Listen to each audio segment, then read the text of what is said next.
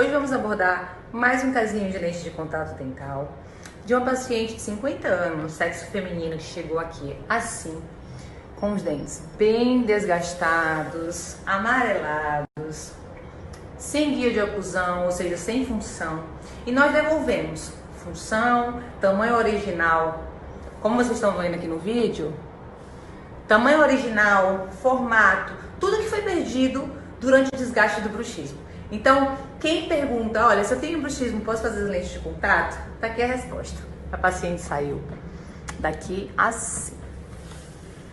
Tá bom? Boa tarde.